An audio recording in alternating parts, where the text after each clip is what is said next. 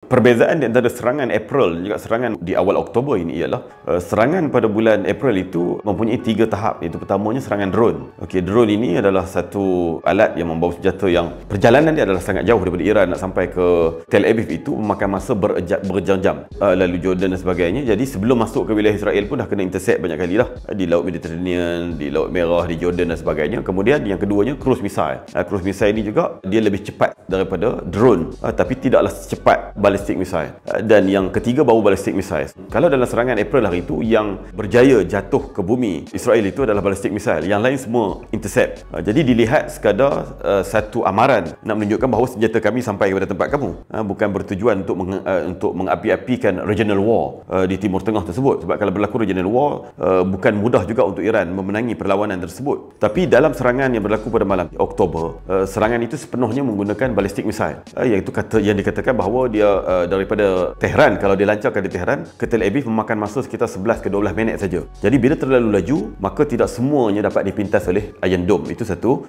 Dan mereka ada senjata berikutnya, iaitu hypersonic missile, tapi tidak dilepaskan kalau kita ikutkan pada malam tadi. Dan kalau kita tengok, tidak ditumpukan di tempat-tempat awam, tapi ditumpukan kepada logistik ataupun infrastruktur kepada ketenteraan Israel itu sendiri. Seawal serangan itu, jurucakap kepada IDF, tentera Israel, mengumumkan memberi arahan kepada rakyat di dua perkara. Pertamanya, sila berkubu di kubu-kubu yang telah pun mereka sediakan di kawasan kediaman masing-masing. Yang keduanya, larangan kepada rakyat dia merakam dan menyebarkan rakaman-rakaman tersebut, rakaman-rakaman tembakan. Jadi bila kita lihat daripada jauh, kita melihat daripada sama ada daripada sempadan Jordan ataupun rakaman daripada media-media antarabangsa di Tel Aviv sendiri ataupun daripada Jerusalem, daripada Al-Quds, menunjukkan bahawa banyak di antara misal itu jatuh ke bumi, tapi rakaman daripada penduduk setempat tidak ada terlepas keluar. Sebab apa? Sebab saya merasakan bahawa mereka nak menutup kesan-kesan yang berlaku di daratan Israel itu sendiri hasil daripada tembakan yang berlaku. Yang pertamanya, kalau kita tengok, serangan itu disebut oleh komander ARGC sendiri bahawa tujuan dia adalah untuk membalas pembunuhan yang dilakukan terhadap Ismail Haniyah dan pembunuhan yang dilakukan terhadap Hassan Nasrullah yang terbaru.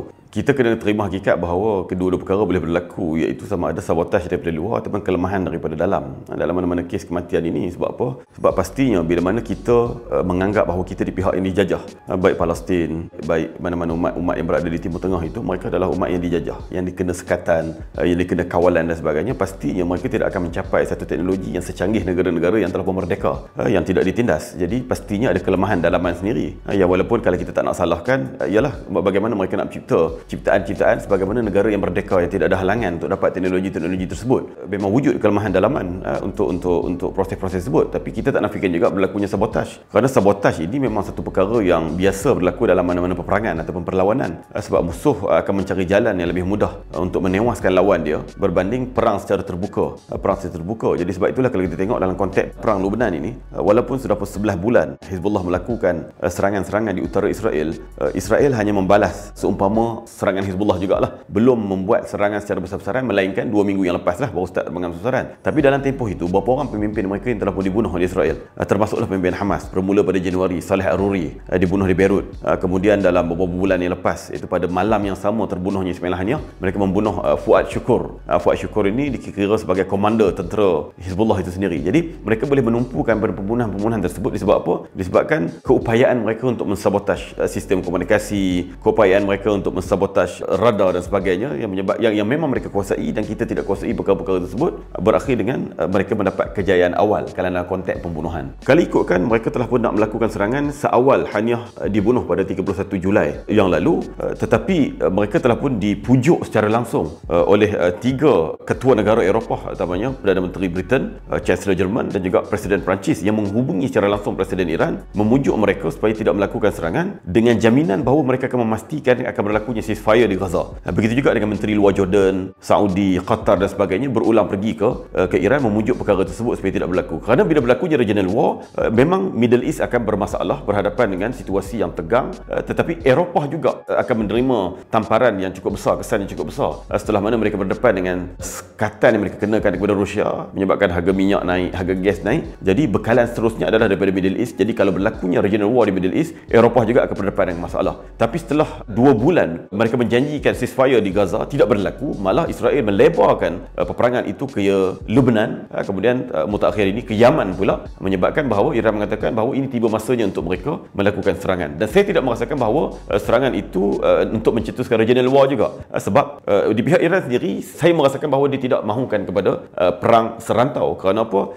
Memang dia boleh lawan dengan Barat, dia boleh lawan dengan Israel dan sebagainya, tetapi untuk menamatkannya cukup susah. Begitu juga di pihak Amerika dan juga di pihak Eropah, nak memulakan regional war ini senang, tapi nak menamatkannya susah. Kita tengok apa yang berlaku dalam perang Afghanistan dan Iraq, yang berlaku pada 2001 di Afghanistan dan 2003 di Iraq. Perang yang dijangka hanya makan masa beberapa bulan itu berlarutan selama 20 tahun. Tapi apa yang kita nak tengok ialah Iran ini bukan Iraq, Iran bukan Taliban di Afghanistan, Iran juga bukan Gaza, bukan Beirut, bukan Lebanon. Kekuatan mereka berganda daripada negara-negara yang perang selama 20 tahun itu. Jadi kalau mereka memulakan perang terhadap Iran, memang Iran boleh tewas dalam peperangan tersebut.